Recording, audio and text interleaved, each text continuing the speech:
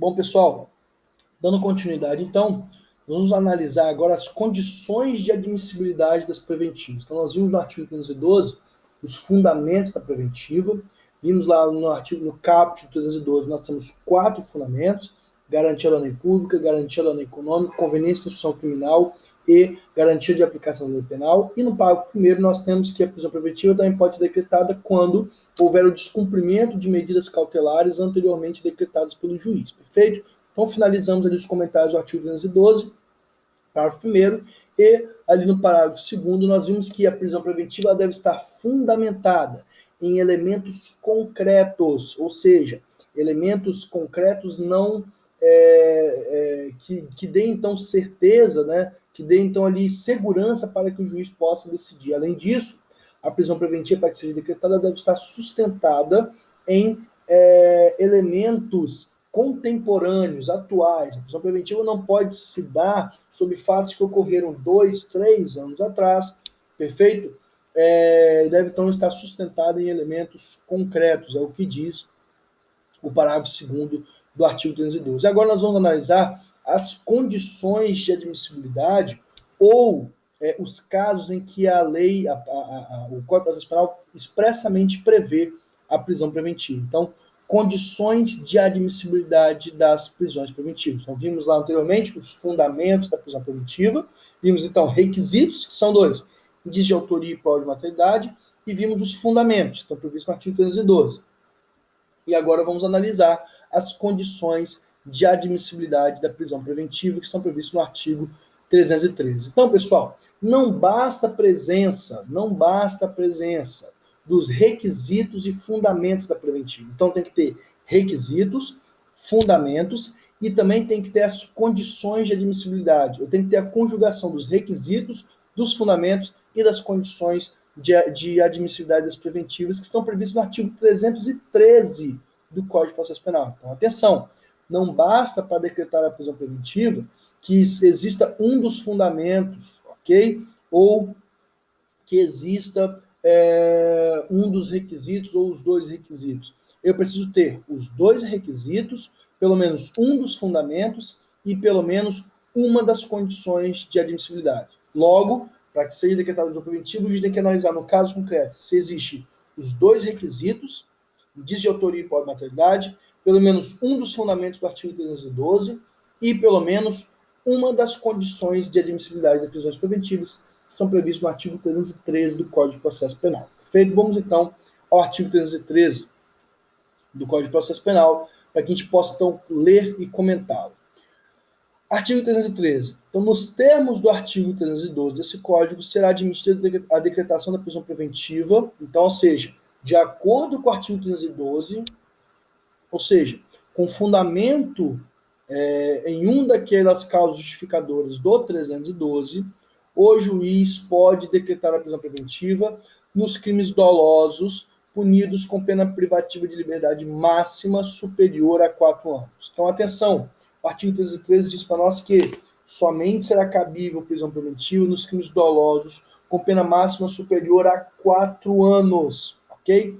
Então, pessoal, atenção, não cabe, é inadmissível a aplicação de qualquer medida cautelar e também da prisão preventiva para aqueles crimes cuja pena não preveja pelo menos a pena de prisão, ok? Então, quando a lei não prever a sanção de privação de liberdade, é inadmissível a aplicação das prisões de qualquer medida cautelar. Mas para a prisão preventiva, a lei vai mais adiante. Ela vai dizer o seguinte: olha, não pode ser decretada prisão preventiva naqueles casos em que não houver crime doloso. Ou seja, chegamos à conclusão então que é inadmissível a decretação da prisão preventiva em crimes culposos, ok? Não se admite decretação de prisão preventiva em crime culposo. E mais, a lei diz que a prisão preventiva, em regra, será aplicada naqueles crimes dolosos, cuja pena seja superior a 4 anos. Então, a pena máxima privativa de liberdade deve ser superior a 4 anos. Imagine um crime cuja pena máxima é 3 anos de reclusão. não é admitida a prisão preventiva por ofensa ao artigo 313, inciso 1 do Código de Processo Penal, perfeito? Então, os crimes dolosos punidos com pena privativa máxima superior a 4 anos, perfeito? E aí, o fundamento disso, daqui do inciso 1 primeiro, do inciso 1 do artigo 213, é justamente o princípio da proporcionalidade das medidas cautelares. Lembra lá no artigo 282 caput, o juiz vai decretar a prisão, vai decretar a medida cautelar de acordo com a razoabilidade, com a proporcionalidade. E aí, no caso concreto, imagina a situação. É razoável eu decretar uma prisão preventiva para um indivíduo que, caso ele venha a ser condenado, ele já vai ingressar, por exemplo, no regime aberto? Imagina a situação. Nós sabemos que as penas privativas de liberdade até 4 anos, o indivíduo já pode começar o cumprimento da pena no regime aberto. De 4 a 8, regime semiaberto. De 8 para cima, regime fechado. Então imagine, o indivíduo, a pena máxima para aquele crime é de 3 anos de reclusão. Não faz o menor sentido mantê-lo preventivamente preso, porque ofende ali o princípio da razoabilidade, da proporcionalidade. Porque caso esse indivíduo venha a ser condenado, ele não vai passar sequer um dia na cadeia, perfeito? E mais, a jurisprudência tem entendido também que o regime semiaberto é incompatível com a prisão preventiva, ok? Ou seja, naqueles crimes cuja a pena máxima alocaria o indivíduo ali no regime semiaberto, o juiz ele pode decretar a liberdade provisória porque é incompatível, não é razoável, não é proporcional uma prisão preventiva diante um fato onde o indivíduo pode ficar preso, onde o indivíduo inicialmente cumprirá a sua pena no regime semiaberto, ok? Então, essas considerações são muito importantes para nós aqui, para a gente entender as hipóteses em que a prisão preventiva será adequada, ok? E lembrando sempre, pessoal, que o artigo 313 ele deve ser lido, ok? Em consonância com o artigo 312 e o artigo 282 do Código de Processo Penal.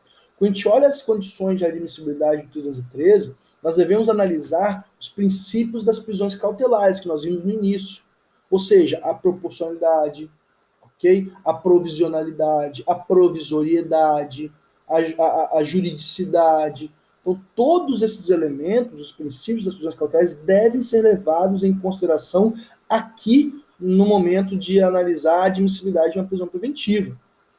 Perfeito? Então, se uma prisão, se ainda que o indivíduo cometa um crime cuja pena seja superior a 4 anos, imagina um crime doloso com pena superior a 4 anos, caso não haja um dos fundamentos do 312, ou seja, não tem periculum libertatis, não há por que prender esse indivíduo. Ainda que a pena seja superior a 4 anos. Então, atenção. Quando a gente fala que a prisão preventiva pode ser decretada para os crimes com a pena privativa de liberdade superior a 4 anos, crimes dolosos, nós não estamos dizendo que essa prisão vai ser automática. Ela pode.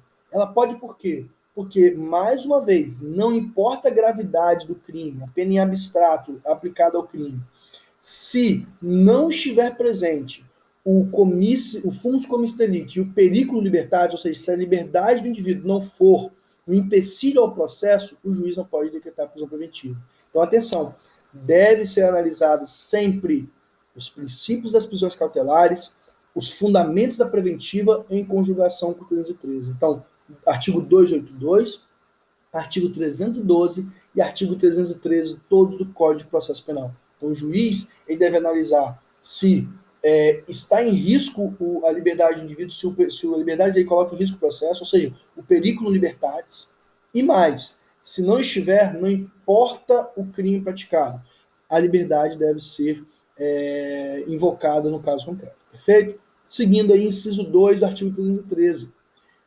Se tiver sido condenado por outro crime doloso em sentença transitada em julgado, ressalvado o disposto no inciso 1 do caput do artigo 64. Então, pessoal, no inciso 2, a lei autoriza o juiz a decretar prisão preventiva caso o indivíduo seja reincidente em pena privativa de liberdade em crime doloso, ok? Então, caso o indivíduo seja condenado por crime doloso, ele pode ser preso preventivamente. Lembrando sempre que, caso, ainda que ele seja reincidente, se no caso concreto não estiver presente o periculum libertatis, o juiz não pode decretar prisão preventiva. Então, mais uma vez, assim como eu disse no inciso 1, digo no inciso 2 do 313.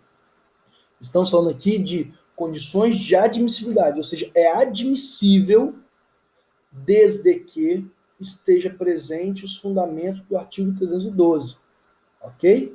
E em observância aos princípios das medidas cautelares. Então, atenção, repetindo, sempre o artigo 313 deve ser lido em consonância com o 312 e o artigo 282. Então, no caso concreto, o juiz vai verificar, olha, ele é reincidente em crime doloso. Mas, ainda que ele é reincidente em crime doloso, eu não vejo aqui, no caso concreto, periculum libertatis. Logo, vou conceder a liberdade do indivíduo. Ou mais, o juiz, olha, ainda que ele seja reincidente crime doloso, eu não vejo aqui no caso concreto razoabilidade da prisão preventiva. Eu posso, por exemplo, aplicar a tornozeleira eletrônica, eu posso aplicar uma outra medida, uma medida alternativa à prisão. Então, no caso concreto, ainda que ele seja reincidente em crime doloso, o juiz pode decretar a prisão preventiva, ok? Seguindo, inciso 3 do artigo 213 diz que se o crime envolver violência doméstica e familiar contra a mulher, criança, adolescente, idoso, enfermo ou pessoa com deficiência para garantir a execução das medidas protetivas de urgência. Então, o inciso 3 vai dizer o seguinte, olha, pode ser decretada a prisão preventiva, é admissível a prisão preventiva quando o indivíduo cometeu um crime de violência doméstica e familiar contra a mulher, ou seja, ele é um agressor, lesão corporal, tentativa de homicídio, enfim, contra a mulher, contra a criança, contra o adolescente, contra o idoso, desde que essa prisão seja para o que garantir a execução de medidas protetivas de urgência. Então a gente vê que o artigo 313 ele traz para nós 3 incisos onde ele aponta as condições de admissibilidade da prisão preventiva. Então, pode ser decretada prisão preventiva quando for cometido crime doloso e a pena privativa de liberdade máxima for superior a 4 anos, desde que exista o periculum libertatis. Pode ser decretada também a prisão preventiva quando o indivíduo for reincidente em crime doloso, desde que presente o periculum libertatis. Também pode ser decretada a prisão preventiva quando o crime envolver violência doméstica mulher contra mulher, contra criança, contra adolescente, contra idoso, desde que seja adequado e seja também presente o periculum libertatis. Ou seja, sempre a análise do periculum libertatis se impõe, independente das circunstâncias fáticas. Não é porque é reincidente que a prisão preventiva é automática. Não é porque a pena privativa de liberdade em abstrato é superior a 4 anos que a prisão é automática. Não é porque o crime envolve violência doméstica familiar contra a mulher, contra a criança, adolescente, enfermo ou idoso que a prisão preventiva ela é imediata. Sempre. O artigo 313 deve ser analisado em sintonia com o 282 e o 312 do Código de Processo Penal. Se não existir periculum libertatis, a liberdade se impõe. Perfeito, pessoal? Então, encerramos aí o artigo 313, do incisos 1, 2 e 3. Vamos lá comentar o parágrafo 1º do artigo 313, que diz o seguinte: também será admitida a prisão preventiva quando houver dúvida sobre a identidade civil da pessoa ou quando esta não fornecer elementos suficientes para esclarecê-la, devendo o preso ser colocado imediatamente em liberdade após a identificação, salvo se outra hipótese recomendar a manutenção da medida. Então, além ali das condições de admissibilidade dos incisos 1, 2 e 3 do 313, o parágrafo 1º do 313 diz que, caso haja dúvida sobre a identidade civil, ele foi preso, mas ele apresentou um documento, nós não sabemos se esse documento ele é verdadeiro ou não, estamos em dúvida se ele é João ou se ele é Joaquim. Então, para garantir aí, para a gente poder garantir a identidade civil dele, saber de fato quem é essa pessoa, nós vamos então prender preventivamente. Lembrando que, após ser reconhecido o indivíduo, ele deve ser posto imediatamente em liberdade, exceto se existir um outro fundamento, uma outra justificativa para a prisão, ok? Então, feito o reconhecimento civil, não havendo, ou seja, mais uma vez aqui o princípio da provisionalidade, não existindo mais a circunstância que originou a prisão, ela deve então ser revogada, perfeito? Seguindo aí, pessoal, a Lei 13.964/2019, ela trouxe também uma inovação importante aqui no parágrafo 2º, dizendo para nós quando não será admitida a prisão preventiva, ok? Quando não será admitida a prisão preventiva, o parágrafo 2º diz o seguinte: Não será admitida a decretação da prisão preventiva com a finalidade de antecipação do cumprimento de pena ou como decorrência imediata de investigação criminal ou da apresentação ou recebimento da denúncia. Então vejam só, é o que nós dizíamos anteriormente. A prisão preventiva não pode ser utilizada como subterfúgio, né, a pretexto de antecipar uma execução da pena. Porque, olha, o caso está aqui, ele é réu confesso, as provas apontam no sentido da condenação, então vou decretar a prisão preventiva dele. Ele é confesso, as provas elas apontam no sentido da investigação, todas as testemunhas dizem o mesmo aqui no inquérito policial, então esse cara ele vai ser condenado. Então, já que ele vai ser condenado, eu vou decretar a prisão preventiva dele aqui agora. Ele já começa logo a cumprir a pena dele. Porque quando sair a sentença dele, a gente já desconta isso lá na sentença dele. Isso é ilegal. O juiz não pode decretar a prisão preventiva a pretexto de iniciar um cumprimento antecipado de pena, porque vigora o princípio da presunção de inocência.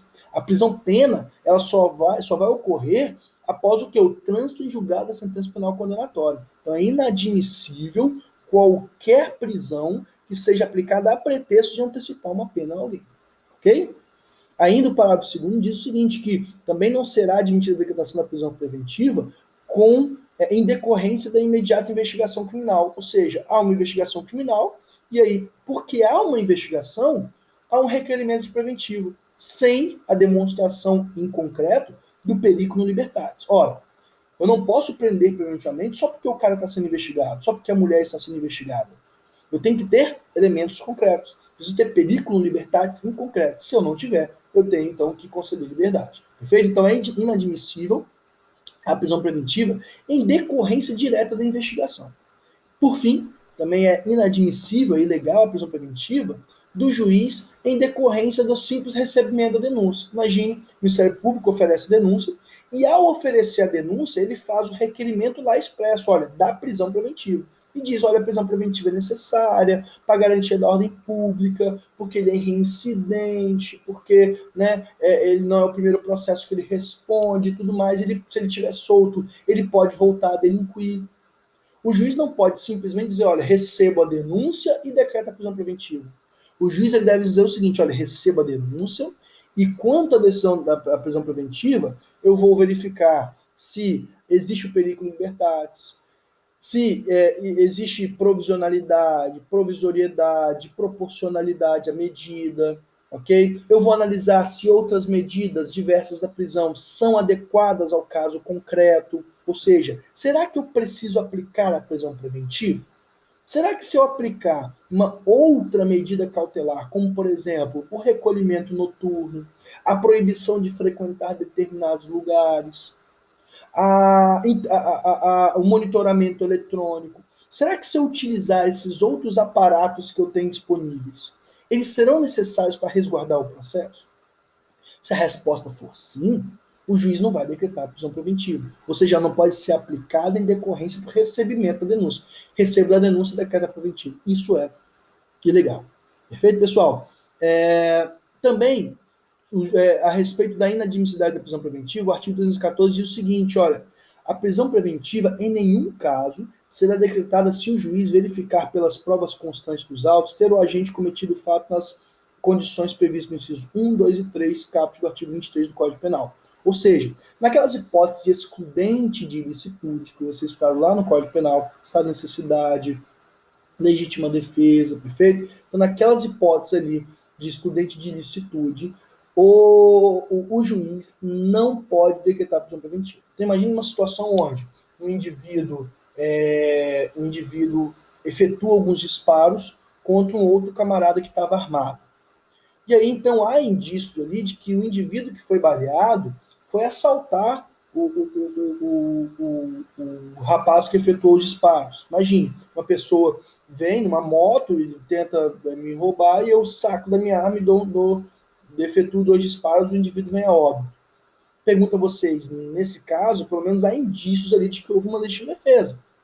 O juiz, então, não pode decretar prisão preventiva, porque existe ali indício de que ele agiu amparado por um excludente de ilicitude, que diz aí o artigo 314 do Código de Processo Penal. Perfeito, pessoal? Bom, ainda sobre a prisão preventiva, nós ao analisarmos aí as condições de admissibilidade do artigo 313, e aí olhando o parágrafo único do artigo 313, bem como o artigo 314, também é importante dizer o seguinte, é muito comum, né, na prática forense, algumas pessoas dizerem o seguinte, olha, o indivíduo é primário, é portador de bons antecedentes, tem residência fixa, tem emprego lícito. Esses elementos, ou seja, primariedade, bons antecedentes, residência fixa, emprego, eles impedem a prisão preventiva? A resposta é não, ok? Então, primariedade, bons antecedentes, prisão preventiva e emprego não obstam, não impedem a decretação da prisão preventiva. Logicamente que esses elementos eles serão auferidos pelo juiz para verificar a necessidade, porque veja, olha, é um indivíduo que ele tem residência, é um indivíduo que ele tem emprego lícito, é um indivíduo que tem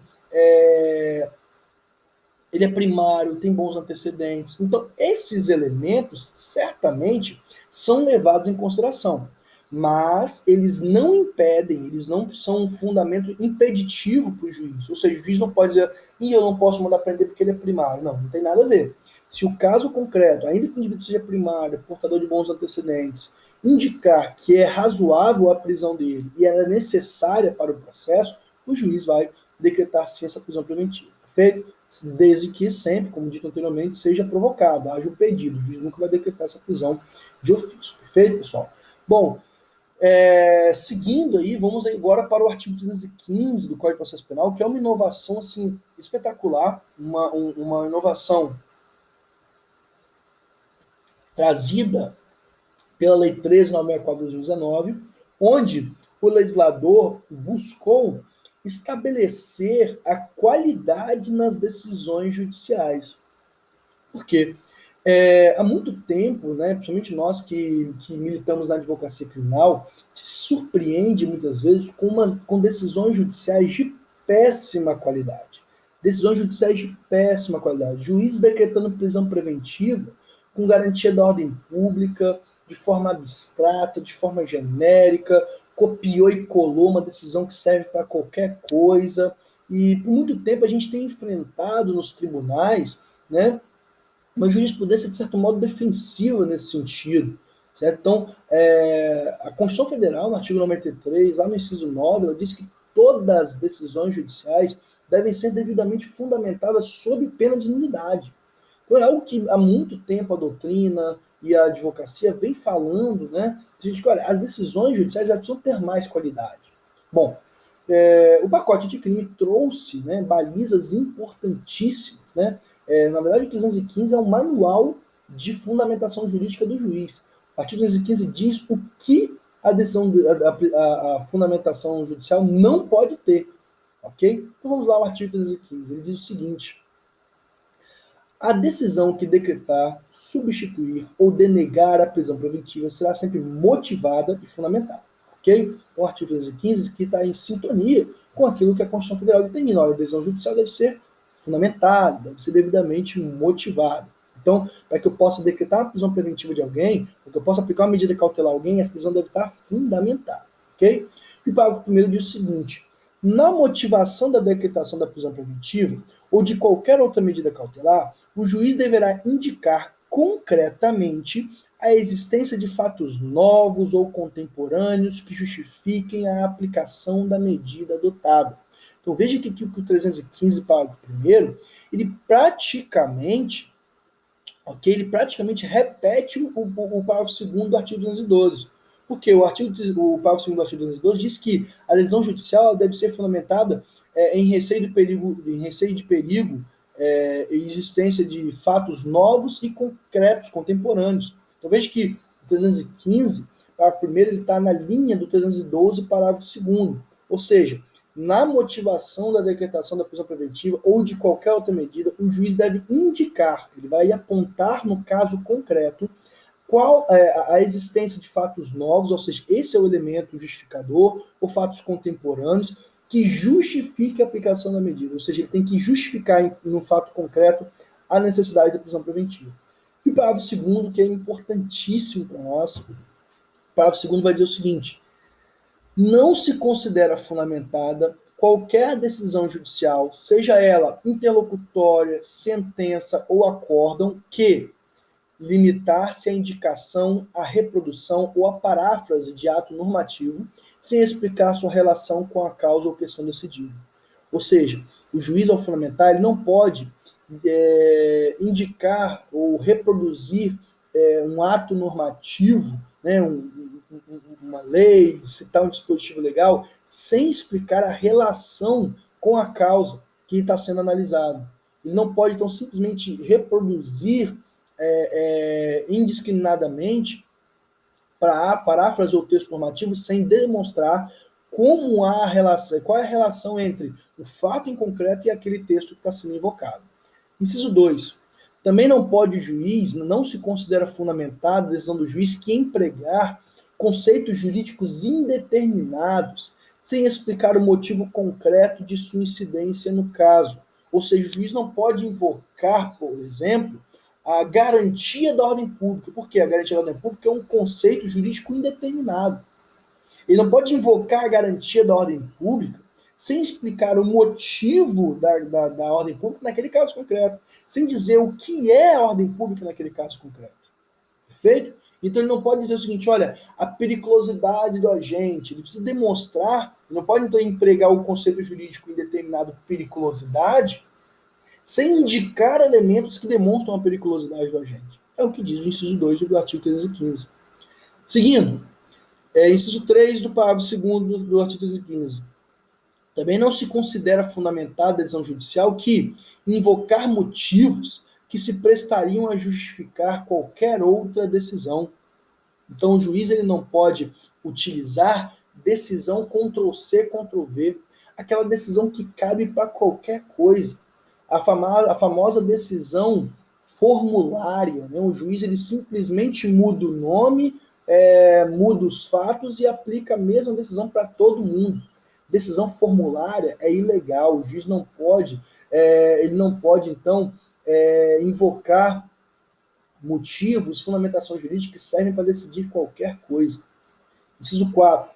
Também não se considera fundamentado decisão judicial que não enfrentar todos os argumentos deduzidos no processo, capazes de, em tese, infirmar a conclusão adotada pelo julgador. Ou seja, o juiz, ao decidir, ele deve analisar todas as questões que foram apresentadas pelas partes. Então, se a defesa argumenta 4, 5 teses, o juiz tem que enfrentar todas elas individualmente. Se a defesa, num habeas corpus, apresenta como fundamentos para requerer a liberdade do indivíduo 6, 7 fundamentos, o tribunal tem que enfrentar todos os fundamentos. Então, o juiz deve enfrentar todos os argumentos deduzidos no processo. Perfeito? Inciso 5. Também não se considera fundamentada a decisão judicial que limitar-se a invocar precedente ou um enunciado de súmula sem identificar os seus fundamentos determinantes, nem demonstrar que o caso sob o julgamento se ajusta àqueles fundamentos. É o famoso distinguish. Ou seja, trabalhar com precedentes não é Ctrl+C, Ctrl+V. O juiz, ao colar um precedente, ao colocar uma jurisprudência na sua decisão, ele tem que demonstrar de que modo aquela decisão se adequa ao caso concreto. Ele tem que verificar o que aproxima esses dois casos. O que aproxima esses dois casos para justificar a utilização daquela súmula, daquela jurisprudência naquele caso concreto. Então, não é fundamentada a decisão judicial que limitar-se a invocar precedente enunciado ou súmula sem identificar seus fundamentos determinantes, nem demonstrar que o caso sob julgamento se ajusta àqueles fundamentos. Ok? Seguindo, inciso 6. Também não se considera fundamentada a decisão judicial que deixar de seguir um enunciado de súmula, jurisprudência ou precedente invocado pela parte sem demonstrar a existência de distinção no caso do julgamento ou a superação do entendimento.